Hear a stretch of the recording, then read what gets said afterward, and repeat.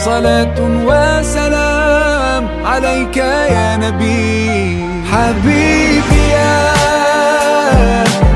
अस्सलाम वालेकुम, welcome back to my channel. उम्मीद करती हूँ कि आप सब ठीक होंगे। तो जी मैं भी बिल्कुल ठीक हूँ। अल्लाह का शुक्र है, अल्लाह पाक आप सबको खुश आबाद रखे और तंदुरुस्ती और सेहत दे। तो जी आज की वीडियो का आगाज़ करते हैं अपनी शॉपिंग से। तो मैं यहाँ पे पील सेंटर आई थी टाउन में। तो यहाँ पे जी स्मिथ स्टोर है। सबसे पहले तो यहाँ पे बहुत ज़्यादा क्यू लगी थी। इस स्टोर के बाहर बहुत ज़्यादा रश था। तो इन्होंने जो है स्टोर पे ये स्टोर है बच्चों की, ये टॉयज़ वगैरह मिलते हैं, गेम्स वाला स्टोर है। तो इधर बहुत ही ज़्यादा उन्होंने चीज़ें हाफ प्राइस पे लगाई थी। तो वैसे भी ये शॉप के बाहर एडवर्टाइजमेंट कर रहे थे। तो मिनियन थे, साथ उसके ये कैंडी। उसके बाद जी यहाँ पे देखा है आपने कि मोइज़ जो है वो मिनियन के साथ पिक्चर बनवाई मोइज़ ने, और साथ उसके क्यू में खड़ा हो गया था कैंडी फ्लास लेने के लिए, और उसने कहा कि मैंने यही कैंडी फ्लास लेना है। तो फिर मैंने उसके नज़दीक जाके तो सारी वीडियो उसकी बनाई कि वो किस तरह से कैंडी फ्लास मेक कर रही थी, किस तरह बना रही थी। तो बिल्कुल वही ओरिजिनल तरीके से जो पुराने जो हमने भी देखा हुआ था अपने बचपन में, वही उसका मेथड था, वही तरीक़ाकार था।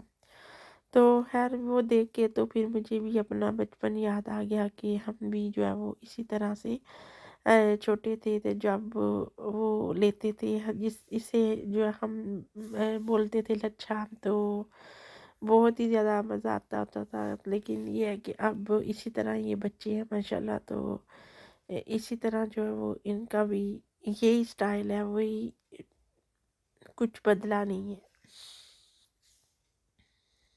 उसके बाद जी मोइज़ जो है वो बहुत ज़्यादा इंजॉय कर रहा था साथ साथ, और साथ जो है वो मुझे अपनी जो है वो स्कूल की स्टोरी सुना रहा था कि इसी तरह हमारे स्कूल में भी उन्होंने अ, इसी तरह कैंडी फ्लास की जो मेक मेक किया था, तो फिर हमने वहाँ पे खाया था।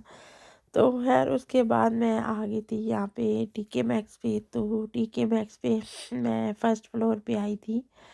तो मुझे जो है वो फर्स्ट फ्लोर से मुझे कुछ चीज़ें वगैरह चाहिए थी। तो सबसे पहले यहाँ पे मैं नीचे डाउन स्टेयर पे जो पर्स वगैरह थे, कपड़ों का सेक्शन था, वहाँ पे मैं गई थी। तो मुझे वहाँ से कुछ चाहिए था, लेकिन वो वहाँ से मुझे नहीं मिला, साइज़ नहीं था।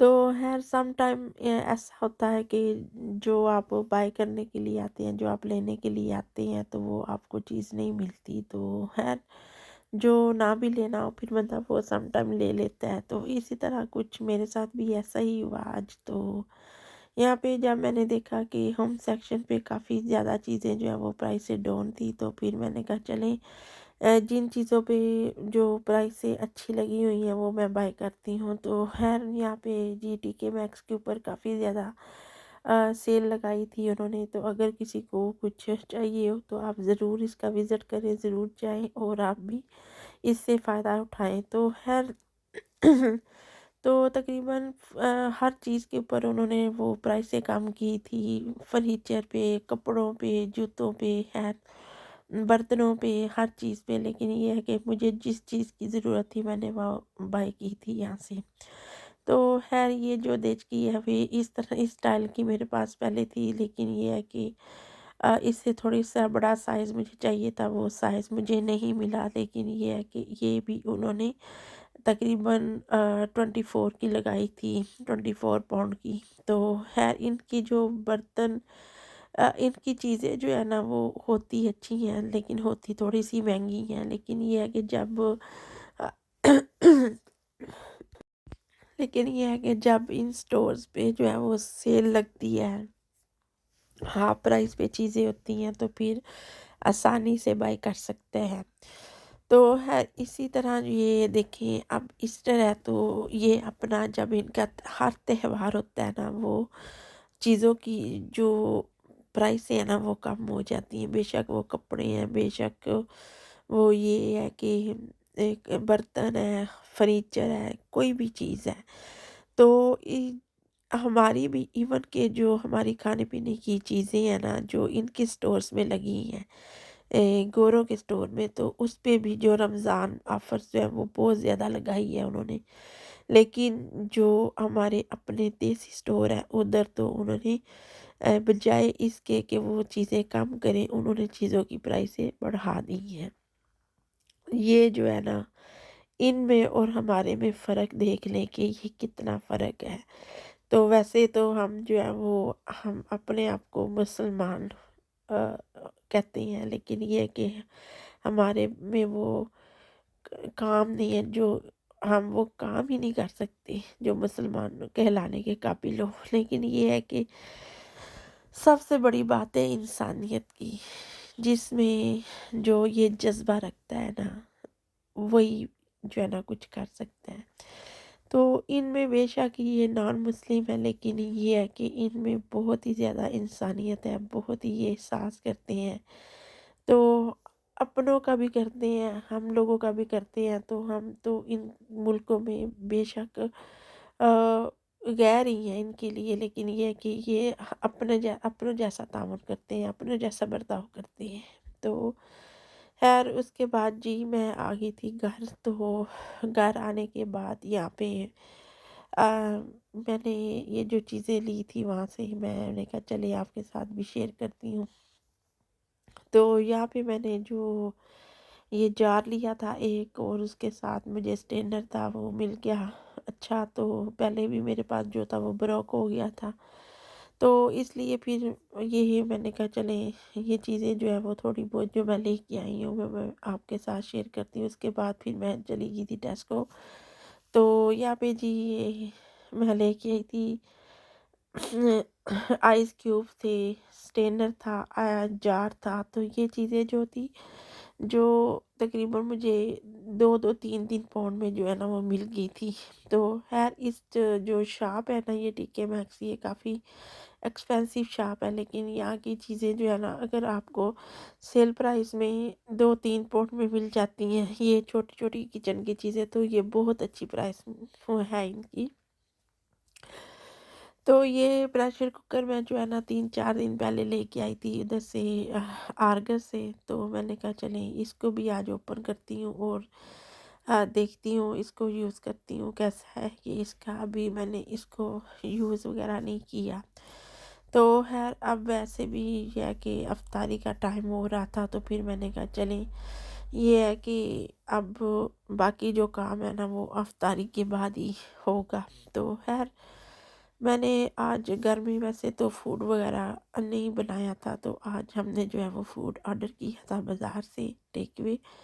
तो यहाँ पे मैं बना रही थी जस्ट फ्राइज़ जो है ना, वो आलू वाले चिप्स जो होते हैं ना, वो मरियम को पसंद है, तो उसके लिए मैं ये बना रही थी।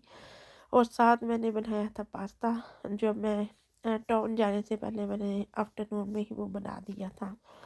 तो बस जब आप बाहर जाते हैं ना तो शॉपिंग करने के लिए, तो फिर थकावट बहुत ज़्यादा हो जाती है, तो इसलिए फिर घर आके बिल्कुल भी ना कुछ करने को दिल नहीं करता। तो खैर यहाँ पे जी हो गया था अफ्तारी का टाइम। तो अब ये है कि हम करेंगे रोज़ा अफ्तार। तो रोज़ा जो है वो जब रोज़े की हालत में ना इतना आप चल फिर नहीं सकते, ना ज़्यादा शॉपिंग होती है, ना कोई बंदा घूम सकता है, कुछ भी नहीं हो सकता। तो खैर लेकिन मैंने जो मोइस के साथ गई थी, मोइस की कुछ चीज़ें चाहिए थी, साथ मुझे घर की जो ग्रोसरी वगैरह करनी थी। फिर उसके बाद मैं टेस्को चली गई, टेस्को से मैंने ग्रोसरी की। और जी इसी तरह जो है वो मुझे 6:30 हो गए थे घर आने तक। तो फिर आके तो जस्ट सिर्फ मैं काम कर सकती थी ना, सिर्फ मैं इतना सी कर सकती थी। तो ये जी उसके बाद अफ्तारी का जो है ना टाइम हो गया था, तो हमने बाज़ार से फूड ऑर्डर किया था, कबाब थे, नान थे। तो काफ़ी दिनों से दिल कर रहा था इनको खाने को, तो फिर मैंने कहा चले आज यही ऑर्डर किए करते हैं। तो यहाँ पे जी मैं लेके आई थी ये अफ्तारी के बाद फिर मैं बना रही थी यहाँ पे देसी घी होममेड। तो मैंने कहा चले ये भी मैं आपके साथ शेयर करती हूँ। ये मैं एक्स्ट्रा जो है ना थिक क्रीम लेके आती हूँ। तो इसका ना मैं बनाऊँगी सबसे पहले इसका बटर इसका मक्खन निकालूंगी। तो उसके बाद फिर मैं इसको जो है ना वो मैं देसी घी बनाऊंगी इसका। तो है सबसे पहले जो है ना मैं इसको हाफ हाफ करके, ये आप देख रहे हैं कि काफ़ी ज़्यादा थिक होती है, तो इसलिए ये पूरा पैक जो है ना वो एक दफ़ा नहीं आप यूज़ कर सकते। तो यहाँ पे जी मैंने इसको पहले हाफ मैंने इसमें ऐड किया जग में, और उसके अंदर मैंने ठंडा पानी जो है ना वो यूज़ किया है। आपने गर्म पानी इसमें नहीं डालना, गर्म पानी से फिर जो बटर है ना वो नहीं सही निकलेगा। तो यहाँ पे जी देखिए इसको मैंने ग्राइंडर में का जो जग है ना इसमें मैंने ऐड करके वो थिक क्रीम और उसके साथ वाटर ठंडे वाला, तो अगर हो सके तो आइस क्यूब भी डाल सकते हैं। तो यहाँ पे देखिए ये मैंने इसका निकाल लिया बटर। तो ये माशाल्लाह से बटर किस तरह से निकला है। तो इसको अब मैं इसको स्टेन करूँगी स्टेनर की मदद से।